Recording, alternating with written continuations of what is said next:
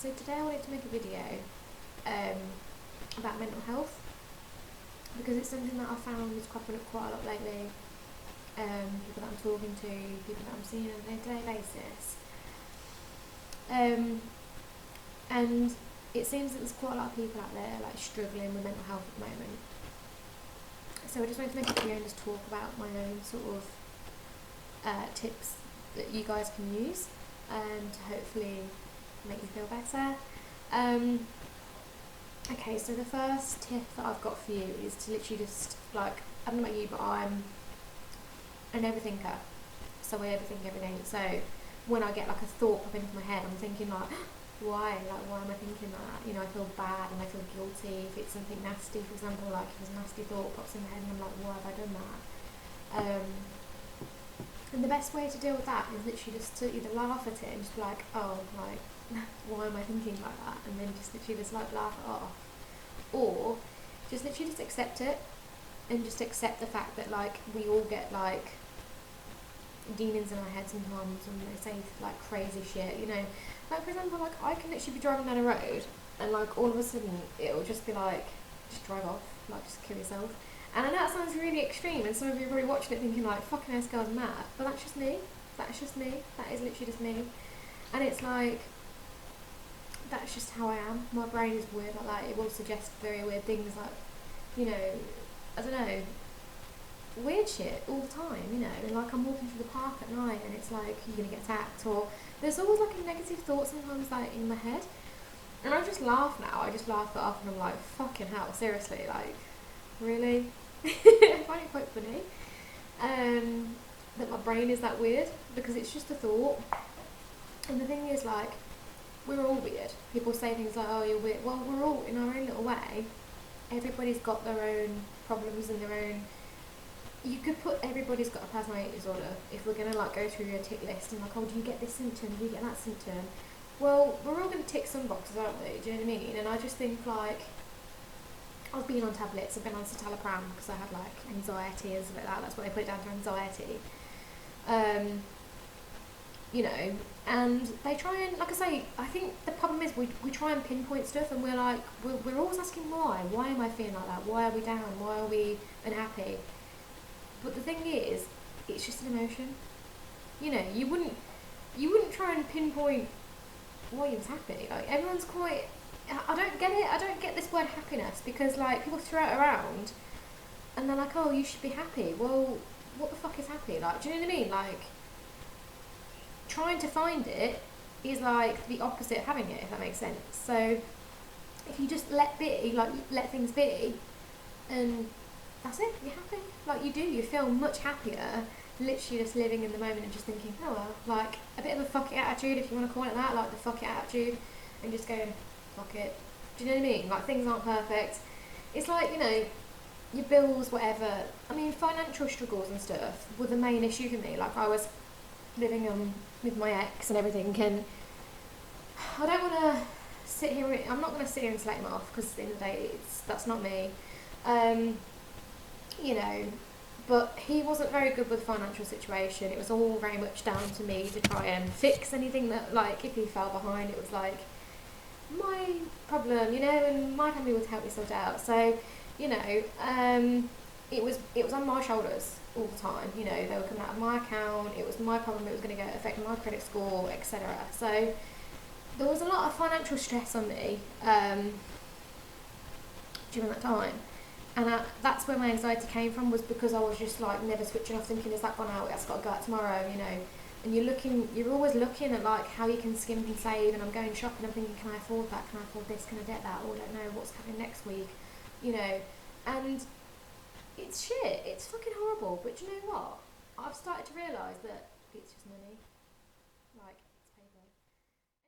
If you're a person in a job and, you know, it's just a case of you're falling behind your bills and, you know, it's just a case that you run out of money or anything like that, you really aren't in that bad of a situation, because people are going to help you. You've probably got friends who you can go to, you can probably sofa surf. Like, the worst case scenario often isn't that bad. Like, technically, when I came here, I'd lost my job, I'd lost my house. I literally started with a fucking car. So I had my finance car that I somehow had to pay for. I had credit cards racked up. I took on debt that, you know, that wasn't even fucking mine. And I had to start from zero again. And it's like, yes, okay, I had the opportunity to work for my dad, but, you know, I was fucking severely depressed and I just wanted to kill myself. Like, I came back and I kind of given up. Like, I literally sat on the sofa and my mind just kept saying over and over again, like, this is it, it's done. It's over. You lost. You know, and it was so fucking horrible. It's such a dark place to be in.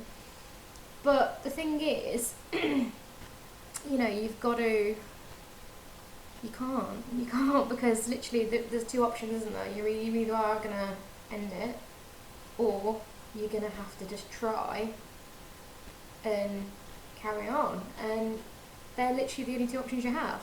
And once you realise that, and once you can, you know, accept that, like I say, the acceptance is there, has to be there, that you have to accept, like, are you actually going to do this? Okay, you've decided that you're not, so this is your other option, you know, let's try and work on building the best that we can be. You know, it's a bit like Jacqueline, I think it was J.K. Rowling, who had that quote about you have to hit rock bottom. It's rock bottom is going to be the foundation on which I grow my life, or something like that. I'm so bad at these quotes. I know what I mean. It's something about being at rock bottom and like how it's the foundation to like a great life afterwards. Anyway, yeah, bit of a bland moment. And I saw that quote, and I tell you now, I thought that's fucking so true, and that's going to be me. I'm going to make rock bottom. You know, you're at bottom. The only way is up. The only way is up. Silver lining here. You know, you have to come back. And rock bottom, we don't talk about rock bottom. I'm not talking about you having to get homeless. It's wherever rock bottom is for you in here. And your mind is everything. If you're in rock bottom here, you're in rock bottom. I don't give a shit what anyone says. Circumstances don't take any part. It's what goes on in here. And if you believe that you've hit a place where you actually feel at rock bottom in your head, the only way is up. You can only get happier, you can only get better, because you're at the hardest point. You hate yourself, you feel suicide, like that is shit. So the only way is up, isn't it? And, you know, I dipped my toes in and I thought to myself, you know, I was like, as you all know, I was doing powerlifting, and at the time that was a big part of my life. And I decided to sort of venture out to find a gym because I had to accept that I was living here now. That's what I'm saying, the acceptance had to be, this is now my reality. My life in Lincolnshire is dead. It's gone. It's finito. It's done. You know, I tried to fight to get back up there, spoke to the managers, tried to get accommodation through the council up there, like, pleaded my case, got nowhere, got refused, because obviously I've got family here. They were like, no, you need to stay with your family. So that's exactly what I had to do. And yeah, I just had to accept that I had to just make the best of the situation, because if I didn't, I was going to just end up there, and that's just fucking selfish. Do you know what I mean? Like, I just think, you know, at my age and everything, I was like, there's no way. There has to be more to life than this. There has to be more, you know, there has to be. I believe it. Believe in it. Have faith. And yeah, I just dipped my toes in. I found a gym. And it took me a little while. Like, I went to a few. I went to Elite Fitness, and I didn't get on with that. I just didn't like the atmosphere in there. The equipment didn't fit with me, literally, as in physically. Like, I was too short for the equipment. And, you know, I tried another gym locally, and she didn't get back to me because it was like a powerlifting gym. And yeah, I just thought, you know what? I'm going to go back to the gym that I went to when I visited my family. And I joined up because it was the only gym that I was like, I was fed up. Like I say, I'm in a fucking shit situation. Like, I'm just like, I just need a gym. I just need to fucking train. I'm frustrated. Let's just sign up here. And honestly, I'm not religious. I'm not like a religious person. I don't believe in the whole religion thing. Even though I went through like Catholic schools, but I'm not religious. But it's almost as though like that place was like sent to me or something, because I joined that gym and like everything just like changed. And whether that was because of the training, like I don't know, it's just a general chemical hormone, like because when you're training you're releasing endorphins and stuff like that, I don't know. I used to feel better coming out of the gym. And obviously I was still in a very paranoid state, you know. When I joined there, I was quite paranoid that he'd find me and stuff, and just in a real, like I say, it took me a while to sort of come out my shell, and I was very fragile and scared to talk to people, you know, and you know, I was a bit sort of like pretending that you know, it was like having my chest out, like pretending to sort of, you're not going to pick on me kind of thing, because I'm very sure I'm a female, do you know what I mean? Like I was just sort of like trying to protect myself a little bit, have my guard up, if you want to call it that. And yeah, I just kept going and going, and I started to feel better. And every time I was going, I was having like a positive experience. People were talking to me. I got on really well with everybody there, and the owner was just absolutely amazing. And yeah, just having someone to talk to, like I say, just having that positive vibe every time I went in. Like everyone was on like a really good high when I went in there, and it brought me up, do you know what I mean? Like it brought me up, and my mum and everything was giving me like these massive pep talks every day. Like I'd sing, like I'd have a good moment where I felt confident, and then I'd have moments where I just didn't feel confident. I didn't want to do anything. I just wanted to go into like and hide and didn't want to be. I didn't want to be seen. I didn't want to be heard. I didn't want to do anything. And at that point, my mum was like, "Come on!" Like they were just like, "Yeah." Like I couldn't have done it without them, honestly. And they pushed me and like, come on, you know, like she was feeding me because I didn't eat in fucking weeks. That is not like me at all. Absolutely, everyone knows I'm obsessed with food. I'm obsessed with like eating. I'd never not want to eat, and to have no hunger, like I knew that something was wrong. And yeah, she was forcing me to eat. She was making me everything, and I felt bad. Like sometimes when people are nice to you as well, I find that it makes you feel a bit worse because you feel like I felt like a burden. I kept saying that to people, I was like, I'm a burden to you, I'm a burden to you. And they were like, Helen, you're not a burden to us. Like, they had to keep telling me that every day, like, you're not a burden to us. Because I genuinely believed in my head, like I say, my head told me I was a burden. And I was causing these problems, you know, I was causing problems for people. But it's just fucking paranoia. So I'm saying it's just in here, like, it's not reality. And, you know, it's just what you think. You are 100% mindset is everything, 100%. And, you know, if you tell yourself these negative thoughts over and over again, you just believe it because that's what you're telling yourself. And it wasn't until I started getting to, like, good habits, like, I was like, oh, well, I've said that quite a lot of times, and it was getting fed to me, like, daily, that I knew what I was talking about, I was good at training, I'm strong, and, like, all these positive things came my way from all these lovely people, from my friends and family and everything. Well, you know, from the gym. And, it was only at that point that I actually thought, like, fucking hell, like, maybe it's me, you know. The odds are that it's probably me who's wrong. These people can't all be wrong, surely. So I started to believe in myself. You know, I did that PT course and everything, and that fucking really put me in a bad way as well, because, like, I'll be honest, it was really difficult for me because I really struggled with, like, paperwork and stuff, which is unusual because I actually was very good at school.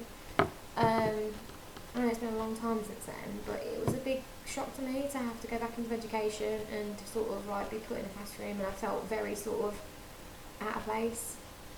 Being a powerlifter, like nobody understood what I was from, nobody else was from that background.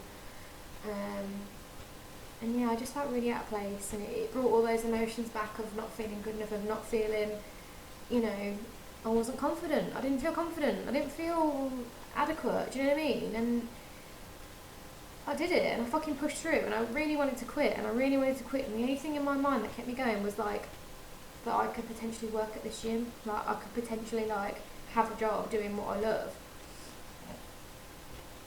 And that was literally the only thing that got me through that course, was faith, literally just faith, and thinking something better, please better come of this. Do you know what I mean? Like something's got to happen, like if I can push through this, something good has got to come out of it. And it has, it's fucking come out of it, and like I can't stop smiling, honestly. Like every day I wake up and I just feel so fucking happy that I never quit, I never gave up, I never stopped believing that there was better stuff out there for me, and that there's people out there who do care, and they are going to be there for you because they're there. Do you know what I mean? Like, and I say it to him all the time when I see him, you know, I'm like, you don't know what you've done for me. Because it's true, like without those people there, I wouldn't be here.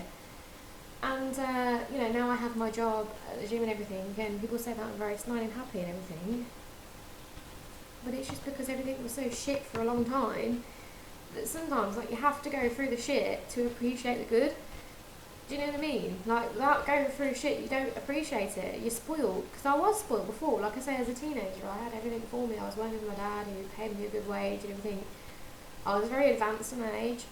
I had a lot of money at that age. And I was fucking horrible. I was really, really horrible girl. I remember saying some nasty shit about people, and the jobs that they had, and I was like, oh, look at them, fucking, because I thought I was all this, because I was on a really good wage, and we were going to get an LTT and things like this, and, like, we were going to be rich and materialistic. And it humbled me. The journey I've been on, I'm not going to say I deserve it, because I think that's a bit far-fetched to say that anyone deserves to be that, like, unhappy and feel suicidal, but in a way, like, I did need it because it fucking taught me a good lesson. It's like every day I go to work and I look out of a window, right? And when I quit my job in the factory, because I really hated that job in the factory, I was, like, stuck between four walls every day. My shoulders and back used to fucking kill me. And that job just completely drained me. And I quit that job, obviously, when I moved away, because obviously I couldn't get there, so I had no choice but to work with my dad.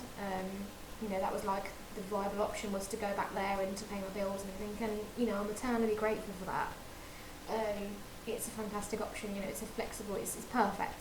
Anyway, and I started the job, and we went out in the van, and literally, like, I realised how little of the day that I'd actually seen in that factory, and how miserable I actually was, like, just being in sunlight, and being in, like, just seeing things, like trees, and just, like, outside. I was like, fucking hell, like, I'm so grateful. Like, I just, I felt like I'd come out of prison or something. Like, I genuinely felt like I'd come out of somewhere that I'd been a hostage or something for, like, all these years. And, even now, like, I'm looking out of a window and I see sunshine, and I'm like, it's 5 o'clock, I'd still be in the factory till 6. When I came out of the factory, it was dark. I entered in dark and I left in dark. And it's like, you don't realise how much of the world you're not seeing every day. And it's fucking sad. Do you know what I mean? Like, what a waste of a life. And, when I went to Fort Ventura and I fell in love with Fort Ventura, I think that was just because I was overwhelmed. Like, I hadn't been on holiday for years. And I understand the holidays are luxury and everything, but it's just when you get out there and you see it and you realise how beautiful the world really is and what's out there, it brings up that emotion, like, you feel like fucking hell, like, you do feel like you've been almost, like, confined a little bit, like you're a bird that sort of got free or something. Like, it's a fucking amazing feeling. You feel free, that's what I'm saying, you feel free, and that's how I feel like liberated and free, and sort of like, it's just amazing. And that's how I want my clients to feel. Like I say, that was like my mission, and it is my mission, like my ambition and stuff like that, is to make other people feel how I felt, feel empowered, feel strong. Do you know what I mean? Because now I'm unstoppable. Do you know what I mean? And I know that. Like, that's going nowhere. That's going to get stronger and stronger every day, because do you know why? Because I've proved that it can happen. It can happen. And if you work hard enough and you have the faith and you believe, you can achieve anything, because it's in here. It all starts with you in here. It all starts with you having to believe that if you keep chipping away and you keep doing the things that you don't do and you keep doing those things, you're going to get somewhere. Never give up. Fucking never give up. And it's like the tattoo on my chest, people ask, like, one day you may, like, what does it mean to me and everything. And the reason I got that is, like, Rich Piana, yes, alright, he didn't have the best look in the end, He's a bit of a character. But I loved his mindset. I just fucking loved, like, one day you may is such a positive quote. Like, it's like, one day, if you keep fucking working hard and you keep doing it, you might actually get to where you need to be. You might get to that. And it's like, you need the chase. You need to have a drive and a purpose every single fucking day, because if you don't, that's when this starts to really sort of get to you, because you lose that drive and you lose that purpose. So even though you're not where you are when you want to be in here, that's actually a good thing, because if you were 100% happy with everything all the time, it would actually make you sad, because you'd have nothing to focus on. You'd have no drive. You'd have no ambition. And I think it kind of fuels happiness, doesn't it? Really, if you have something to focus on and to work on, like, it occupies your head, and you haven't even got time to think of these nasty things. So like, I am so busy from the minute I wake up to the minute I go to sleep. I don't even have time to be sad anymore. I don't even have time to think negative thoughts. And it's amazing. It's absolutely amazing. And I just want other people to realise, like, you are okay. You are okay. You're not mental. There's nothing wrong with you. You haven't fucking got whatever it is that someone diagnosed you with. It's bullshit. We've all got problems. We've all had the same emotions. We've all felt guilt. We've all felt, lust for other people. Even if you're in a relationship and you fancy somebody and you're like, oh my god, I can't believe that I'm fit. It's normal. It's perfectly fucking normal. You are normal. You are okay. You are strong. You are beautiful. Do you know what I mean? Fuck anyone who says anything else. You are you, and you are amazing, and that is, you are enough. And if anyone has ever made you feel and put you down and said anything to make you feel differently, you don't fucking need them. You're above them. Because the only people who are trying to bring you down, they're below you. And that's where they can fucking stay. Do you know what I mean? And the people who are talking behind your back, they're behind your back for a fucking reason. Leave them there. Do you know what I mean? It's like I get stuff on a daily basis from people trying to put me down. Say I'm wearing like shorts or something, and they're like, oh, did you forget to get dressed this morning? Have you forgot your bottom half? Fuck you, you're just jealous. Do you know what I mean? I've had women say to me about the cellulite, oh, you're not scared of having your cellulite out. I don't give a fuck. I'm sorry. If my cellulite offends you, that's your problem. That's not my problem. Do you know what I mean? I am literally like, I can't believe I hear it off women, and it fucking hurts to hear it from a fellow woman. And they say things like, oh, I don't like my body, and I don't, I've had people refuse to send me progress pictures as a coach because they feel so ashamed of their body. That fucking hurts. That really, really hurts me to hear that somebody is that down and depressed and worried and anxious about sending me a photograph of what they look like in underwear or a bikini. It's a fucking body. Do you know what I mean? Like, it functions. It gets you from A to B. That body is amazing. It's produced children for a lot of people. It keeps you going every single day. And this is the thing, like, most of them haven't even got health problems. They're perfectly healthy people. They haven't had scars. They haven't had amputations. They haven't got dysforma, any spasticulations or anything like that. They haven't got any disabilities or anything like that, deformities. And yet they hate themselves. And it's like, there's people out there who would love to have your body and love to have the opportunity every single day to have energy to do exercise. Do you know what I mean? And it's fucking selfish. Like, the days that I think to myself, like yesterday I went to the gym, and I swear to God, I went up there, I had a pre-workout because I was feeling quite tired, and the pre-workout really didn't touch me at all. I thought, do you know what? This ain't doing nothing, because I was just tired. I'd had a lay in the morning, I'd missed my cardio in the mornings already because I felt so tired, and I thought, I'm going to go home. And then I didn't. Do you know why? Because I went to put my bag up, and I thought, do you know what? There's somebody out there who would fucking love to have the opportunity to come here today and to do the exercise. And I just went on that. I went out there, and I said to myself, I was like, Helen, you're going to fucking do it, because it's selfish not to. You have the right to feel happy. You have the right to feel that you can do this. And you deserve it. You deserve the happiness of a good session. You deserve it, because you know how you feel afterwards. You feel amazing. And I tell you what, I picked my ass up, and I went out there, and I saw one of my clients, and I jumped on the treadmill next to him, and just speaking to him and hearing his positive experience, like I've done him a program and everything, and he was saying how happy he is and everything. He's got his mojo back, and literally, like, I was just so grateful. I thought, wow, like, it's another one of those times where if you just have faith that there's better things around the corner, there's better things around the corner, and you just have to believe. You have to have the positive attitude to bring the positive outcome. Do you know what I mean? It's like, I could have gone home. I could have easily got in my car, and I wouldn't have spoke to my client. I wouldn't have had that interaction. you know. And after I spoke to him, I went on like the Airwalker thing, and I saw somebody else, a lovely gentleman from the gym, and I went on there, and I was like, I'm only going to do 15 minutes because I'm still really tired. And I got talking to him, and the minutes literally just flew by. It got to 15 minutes, and we were like in a really deep conversation. And I just thought, do you know what? I'm going to go for 30 minutes. And do you know what? That was a new personal best for me. I made it to 30 minutes. You should have seen the state of me. I mean, this morning I put a thing on about having curly hair because I'd sweat so much. That was, yeah, it's going to sound gross. But basically, I haven't washed my hair since yesterday, anyway. But basically, that was because I'd sweat so much in that session that I completely didn't even realise because I was just talking to him and, you know, I wasn't really in the workout as such. And I'd done half an hour of cardio, I'd burnt like 300 calories. And it's just like, it's amazing. I'd hit a new PB in cardio without even, because I was just happy, just for being happy. And it's just like, had I have gone home, I'd have ate like a whole fucking tub of chocolate or something like that, which I did anyway when I got home, but without the cardio, that would have happened.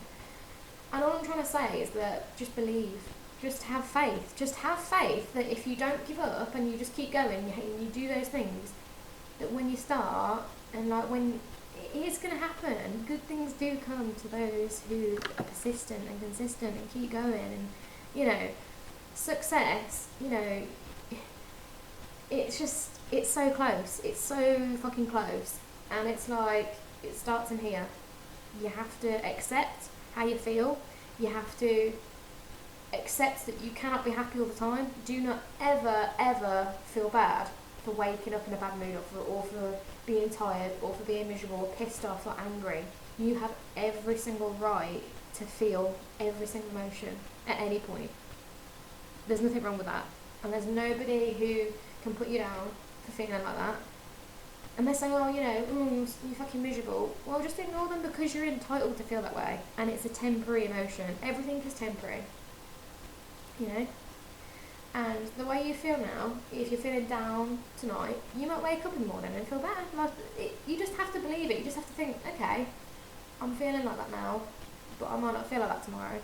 And, you know, the wave, it works in waves. You know, chemicals are always happening in our head, and what we're eating and what we're doing, it releases different chemicals and everything.